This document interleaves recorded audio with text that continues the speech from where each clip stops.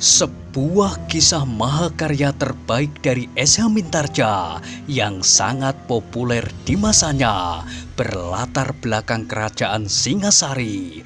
Dengan bangga kami persembahkan kepada sahabat Permata TV tercinta semuanya dengan judul Kisah Pelangi di Langit Singasari.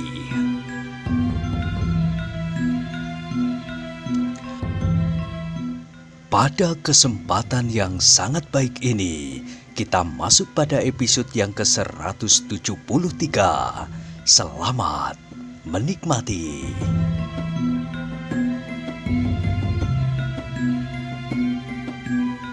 Pada episode sebelumnya telah diceritakan, dada Ken Arok berdesir mendengar kata-kata ayah angkatnya itu. Sejenak ia berdiam diri memandangi wajah Bango Samparan yang menjadi buram. Namun dalam pada itu, Ken Arok masih sempat menangkap kesan-kesan tentang wajah itu. Kasar dan bahkan keras, sehingga timbul kebimbangan di dalam hati. Apakah orang sekasar dan sekeras itu benar-benar akan membunuh diri? Ken Arok menggeleng. Tidak. Dijawabnya pertanyaan itu sendiri di dalam hatinya. Ia tidak bersungguh-sungguh. Ia hanya ingin menekankan kehendaknya. Aku kira dahulu pun ia tidak akan membunuh dirinya di Rabu Jalu. Mungkin ia hanya menjadi bingung dan bertapa di tempat itu. Sejenak mereka saling berdiam diri. Wajah Bango Samparan yang keras dan kasar itu tampak sedih. Mulutnya masih saja berkomat kamit.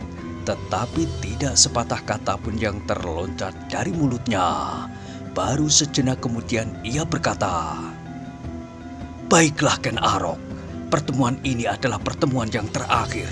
Mungkin besok atau lusa kau akan mendengar kabar bahwa seorang laki-laki yang bernama Bango Samparan telah membunuh dirinya karena anaknya yang dikasihinya sama sekali tidak mau lagi memperhatikannya.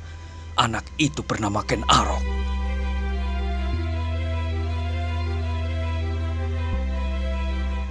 Ken Arok menarik nafas dalam-dalam.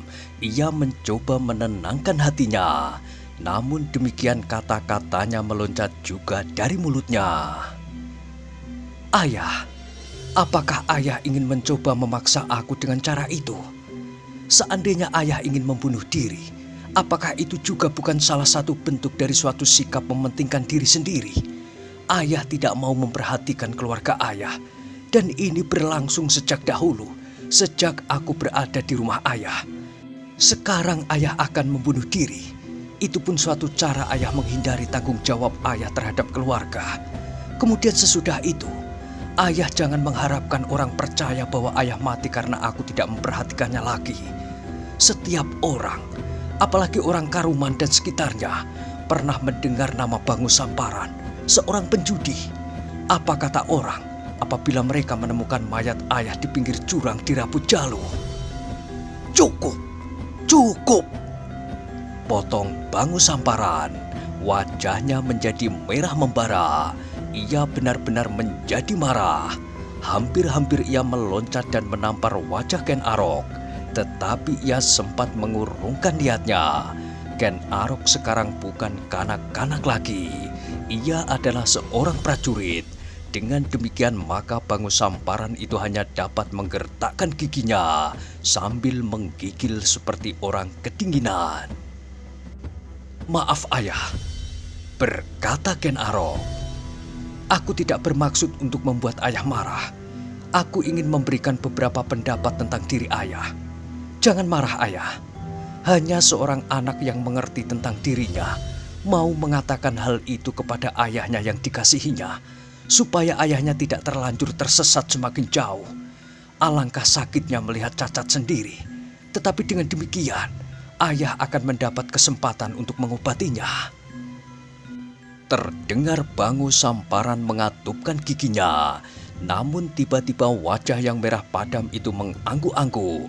Dengan tangan menekan dadanya, ia berkata, "Ya, aku harus sabar menghadapi kau Ken Arok. Sejak kecil, sejak kau masih kurus kering, Kau memang anak yang keras kepala, berani dan kadang-kadang menyakitkan hati. Sekarang sifat-sifat itu masih tampak ada padamu, meskipun kau sudah dewasa dan bahkan sudah menjadi seorang pelayan dalam. Maaf ayah, sahut Ken Arok. Seandainya demikian, maka itulah yang namanya pembawaan. Pembawaan yang ada padaku sejak aku lahir. Mungkin aku selalu menyakitkan hati ayah sejak aku berada di rumah ayah. Ya, kau memang berbuat demikian. Tiba-tiba Bangu Samparan itu tersenyum. Tetapi nasibmu memang baik, Ken Arok.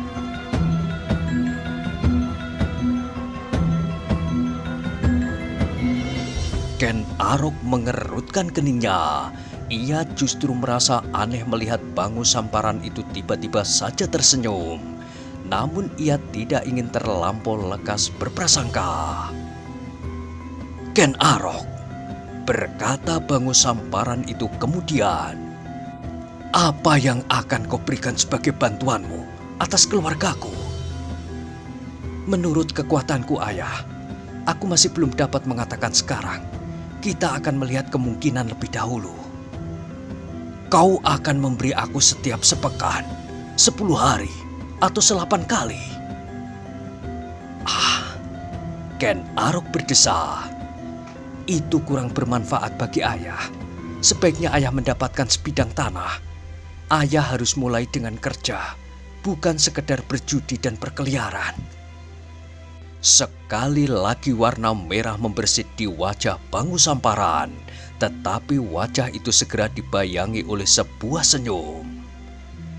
Ken Arok, aku tidak bisa mengerjakan sawah. Bagaimana hal itu mungkin aku lakukan? Ayah harus mencoba. Terlambat, aku menjadi semakin tua. Buat apa ayah melahirkan anak-anak ayah itu? Para Panji, bukankah putra-putra ayah itu kini sudah cukup besar? Sudah sebesar aku ini pula. Panji Bawu, Panji Kuncang, Panji Kunal, dan Panji Kenengkung. Apakah mereka tidak dapat membantu ayah bekerja di sawah? Mereka tidak dapat aku harapkan, Ken Arok. Kenapa? Mereka menjadi binal, sama sekali tidak terkendali. Mereka adalah anak-anak yang sama sekali tidak sopan, tidak tahu terima kasih, tidak tahu aturan, dan tidak bertanggung jawab. Siapakah yang bersalah? Siapakah yang bersalah sehingga anak-anak itu menjadi binal? Bangu Samparan menarik nafas dalam-dalam. Kini ia benar-benar mengekang dirinya dan bahkan sekali lagi ia tersenyum dan berkata, akulah yang bersalah, Ken Arok. Tetapi mereka tidak bercermin kepadamu, kepada kakaknya yang bernasib cemerlang. Bangu Samparan itu berhenti sejenak lalu tiba-tiba, Ken Arok, apakah kau benar-benar sudah puas dengan keadaanmu sekarang? Seorang pelayan dalam saja.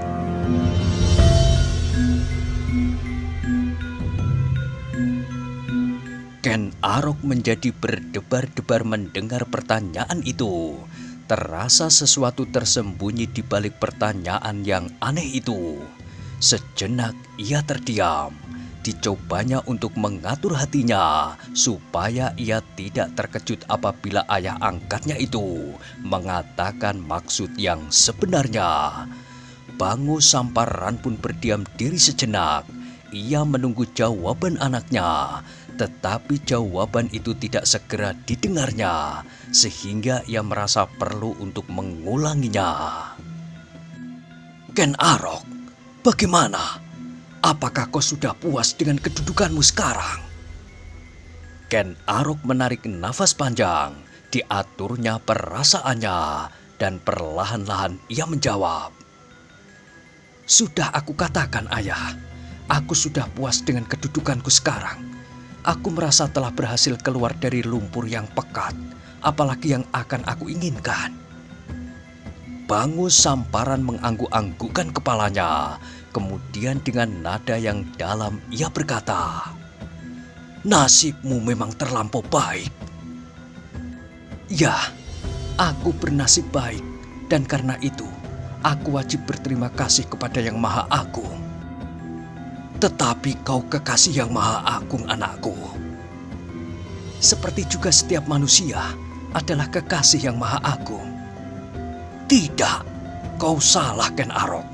Ada manusia yang dibenci oleh Yang Maha Agung. Ternyata ada orang yang bernasib terlampau buruk.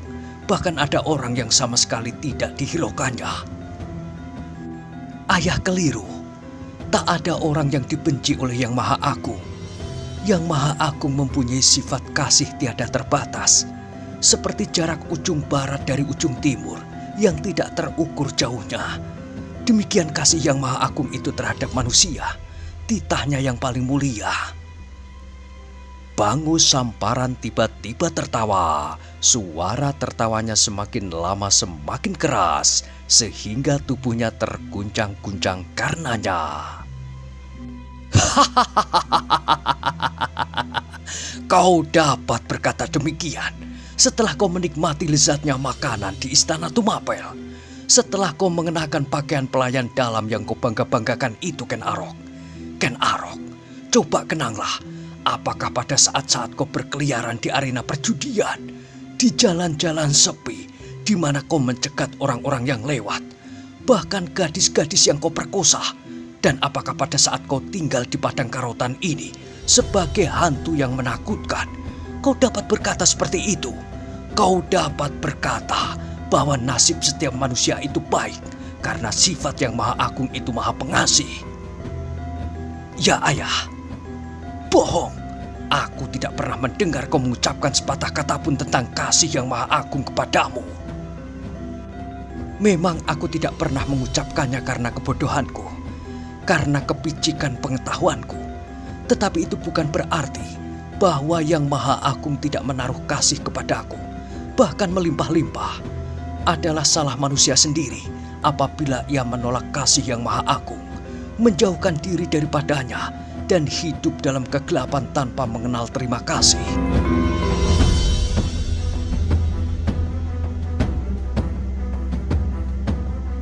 Suara tertawa Bangu Samparan menjadi semakin keras, sehingga Ken Arok perlu memperingatkan. Ayah, suara tertawa ayah akan dapat mengganggu orang-orang yang sedang tidur. Bangu Samparan berusaha menahan suara tertawanya. Kau aneh, anakku. Tetapi agaknya kau telah melupakan keadaanmu sendiri. Bagaimana mungkin kau dapat berkata bahwa pada saat itu kasih Yang Maha Agung melimpah-limpah kepadamu, sedangkan hidupmu sendiri tidak lebih baik dari binatang buruan yang bersembunyi di dalam semak-semak di padang karotan ini?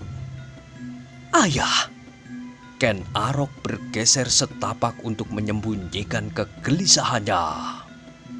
Justru pada saat aku hidup sebagai binatang buruan itulah aku melihat kasih yang berlimpah-limpah. Bukankah ayah sendiri berkata bahwa nasibku teramat baik?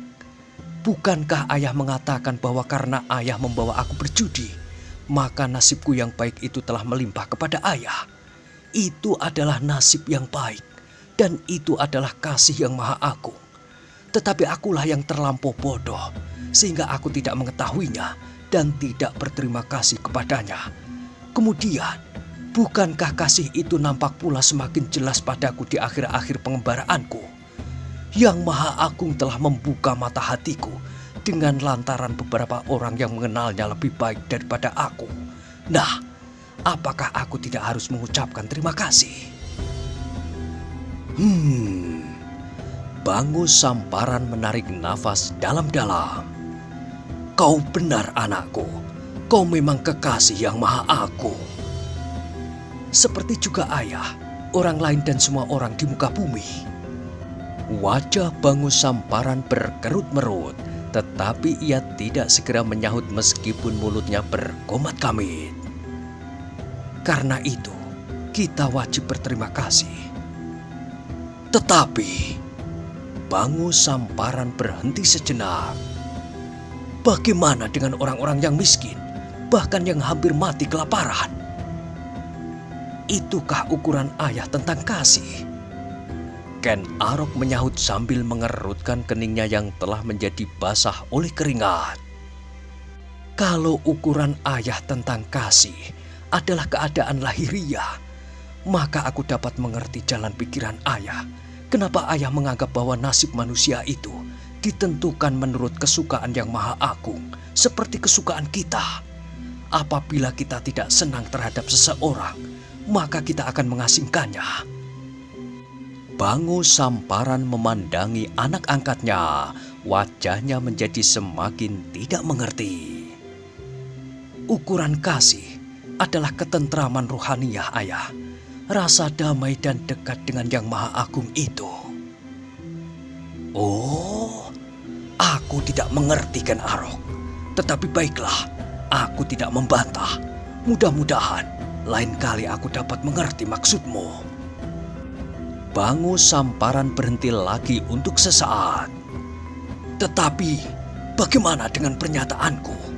Apabila kau merasa dekat dengan yang maha agung dalam kasihnya, kenapa kau tidak memohon untuk mendapat karunia lebih banyak lagi? Wajah Ken Arok menegang. Kini ia merasa bahwa ayahnya hampir sampai pada maksud yang sebenarnya, di samping keinginannya untuk mendapat kemenangan di medan perjudian dengan mengajaknya ikut berjudi. Sejenak Bangu Samparan pun terdiam ketika ia melihat wajah Ken Arok yang menjadi kemerah-merahan seperti tembaga karena sinar lampu minyak serta ketegangan. Maka Bangu Samparan mencoba untuk menjadi lebih berhati-hati. Ken Arok, berkata Bangu Samparan itu pula. Dahulu, sebelum kau menjadi seorang yang baik dalam penilaian orang-orang di sekitarmu seperti sekarang ini, kau telah mendapat nasib yang baik. Apalagi sekarang, setelah kau mengenal yang Maha Agung lebih baik, dan kau menjadi lebih tekun berbakti kepadanya. Nah, apakah kasih itu tidak akan menjadi berlipat ganda? Kasih itu tidak terbatas, ayah. Bagus, berkata Bangu Samparan. Kalau begitu, kau akan dapat mohon lebih banyak lagi. Itu adalah pertanda bahwa kita tidak berterima kasih atas apa yang sudah kita miliki. Oh, tidak Ken Arok, tidak.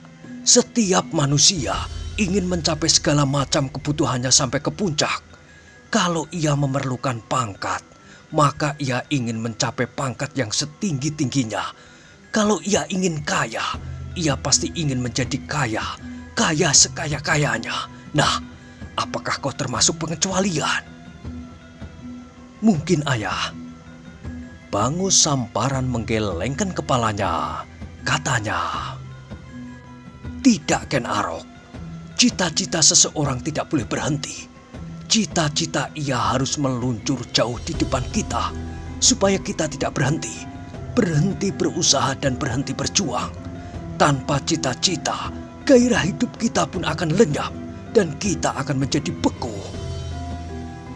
Tetapi cita-cita harus seimbang dengan kenyataan, ayah. Apabila cita-cita itu tidak seimbang dengan kenyataan diri, maka seseorang akan mudah tergelincir, mungkin menjadi patah, tetapi mungkin juga akan melakukan hal-hal yang tidak baik.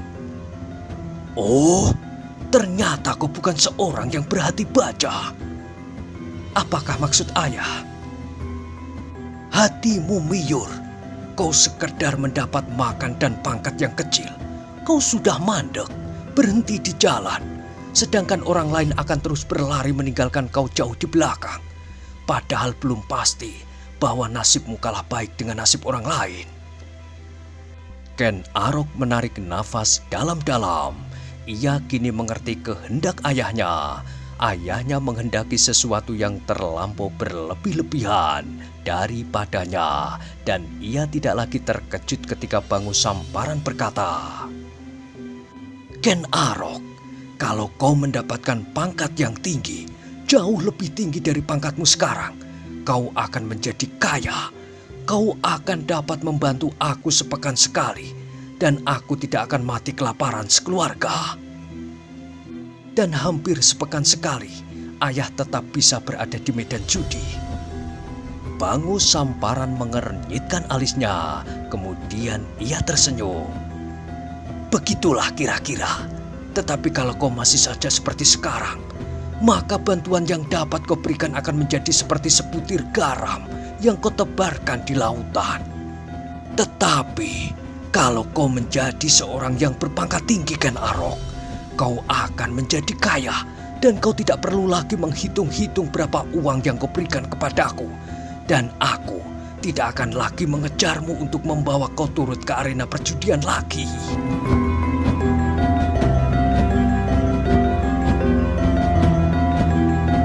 Nafas Ken Arok tiba-tiba menjadi sesak dan wajahnya yang tegang menjadi semakin tegang. Meskipun ia sudah mengira bahwa akhirnya akan sampai pula pada persoalan itu, namun hatinya masih juga merasa sakit. Ayah angkatnya benar-benar tidak dapat mengerti keadaan dan perasaan orang lain. Ia hanya berpikir tentang kesenangannya saja. Tambahan lagi anakku, apabila kau menjadi seorang pemimpin, maka aku pun akan menjadi seorang yang terhormat pula. Kehormatan sangat penting artinya di dalam perjudian. Seandainya aku sedikit-sedikit mengelabuhi lawanku dengan akal, maka ia tidak akan menjadi lekas marah. Seandainya aku kalah dan masih belum dapat membayar kekalahanku itu, maka tak seorang pun yang berani memaksaku seperti dahulu dan baru-baru ini, sehingga aku harus bersembunyi di Rabu Jalu. Dada Ken Arok menjadi semakin bergolak, sehingga mulutnya bahkan serasa terbungkam. Anakku, berkata Bangu Samparan itu, nada suaranya merendah dibuat-buat. Tak ada orang lain tempat aku menumpangkan nasib selain kepadamu. Sejak aku menemukan kau Arok, aku sudah yakin bahwa hanya kaulah yang akan dapat menjunjung martabatku. Aku tidak sekedar menjadi penjudi kecil yang kadang-kadang diusir dari arena karena aku tidak banyak mempunyai modal. Nah, dengan demikian, aku tidak akan memaksamu lagi untuk mengikuti aku ke perjudian. Apakah kau dapat mengerti? Aku tidak akan mengganggu pekerjaan yang semakin banyak. Apakah kau mengerti? Ken Arok menggigit bibirnya. Aku mengerti ayah, sahutnya sambil menahan hati. Bagus, bagus. Kau memang anak laki-laki yang luar biasa.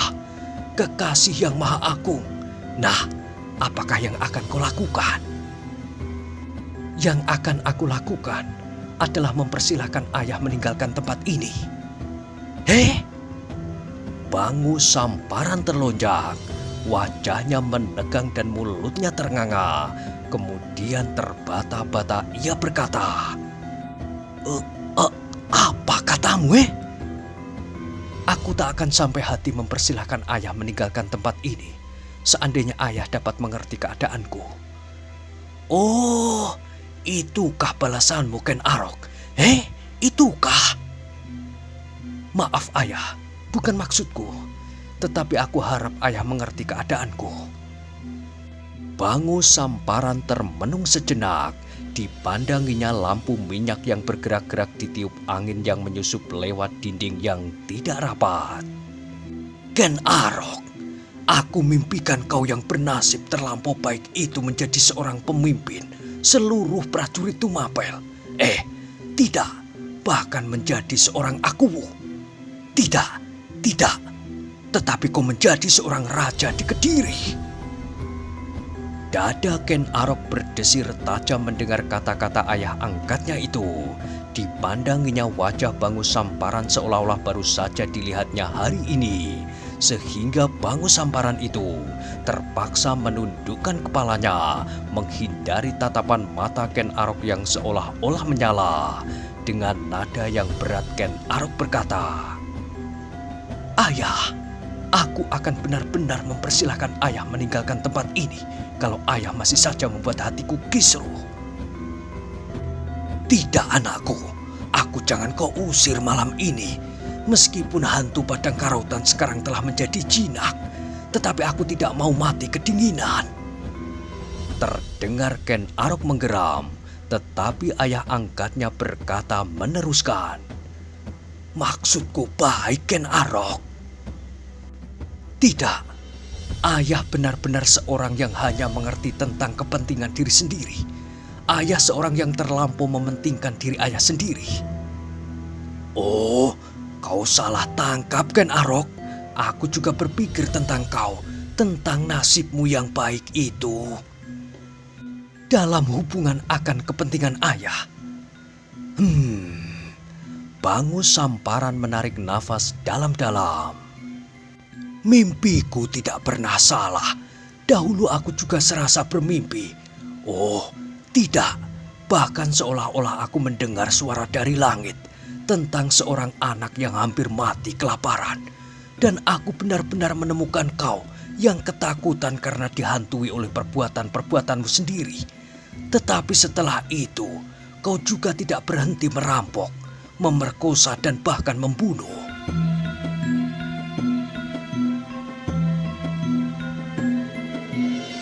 Bangus Samparan mengangkat tangannya ketika Ken Arok akan memotong kata-katanya.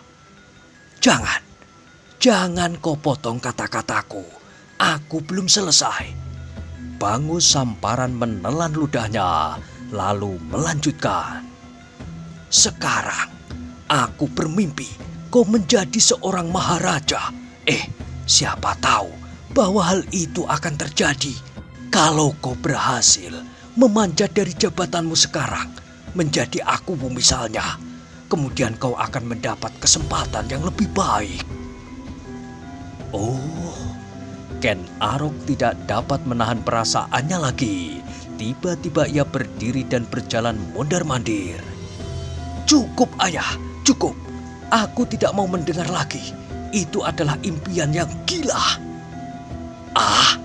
Jangan terlampau memandang hari depan terlampau suram. Siapa tahu? Iya, siapa tahu?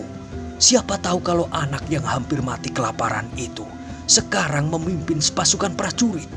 Siapakah yang menyangka bahwa hantu karautan yang dikejar-kejar orang dan akan dibunuh oleh siapapun juga, termasuk prajurit-prajurit Tumapel, kini justru memimpin prajurit-prajurit itu sendiri. Cukup! Ken Arok hampir berteriak. Tanpa diketahuinya maka bulu-bulu di seluruh tubuhnya terasa meremang. Dengan lantang ia berkata, lupakan mimpi yang gila itu. Aku bukan termasuk orang yang tidak mengenal terima kasih. Aku tidak akan ikut serta bermimpi seperti ayah. Sekarang silahkan ayah meninggalkan tempat ini. Ken Arok, aku tidak mau lagi mendengar mimpi yang gila yang tidak masuk akal. Apakah ayah sengaja ingin membuat aku gila pula? Oh, kau salah terima anakku. Kau salah terima. Aku hanya ingin mengatakan, cukup. Kini Ken Arok benar-benar berteriak. Beberapa orang yang sedang tidur terbangun karenanya. Bahkan ada di antara mereka yang tanpa sengaja bangun dan memandangi pedang-pedang mereka yang tersangkut di dinding di atas pembaringannya. Tetapi sejenak kemudian suasana malam menjadi sunyi kembali. Tidak terdengar lagi suara Ken Arok membentak-bentak. Bangus Samparan terkejut juga mendengar Ken Arok itu berteriak, memotong kata-katanya. Agaknya kali ini anaknya tidak senang bermain-main. Ken Arok telah benar-benar menjadi marah. Karena itu maka Bangus Samparan pun terdiam. Dengan jantung yang berdegup keras, Ken Arok berjalan mondar-mandir di dalam gubuknya yang sempit. Sekali-sekali ia berhenti, mulutnya terkatup rapat-rapat, tetapi matanya seolah-olah menyala. Sejenak mereka saling berdiam diri dalam ketegangan perasaan masing-masing. Tetapi Bangus Samparan benar-benar tidak berani lagi berbicara berkepanjangan. Kepalanya tertunduk dan bahkan tangannya menjadi gemetar. Namun ia masih belum beranjak dari tempatnya.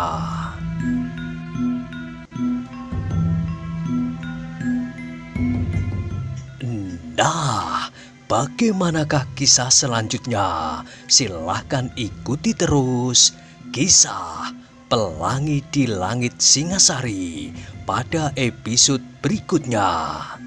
Sampai jumpa.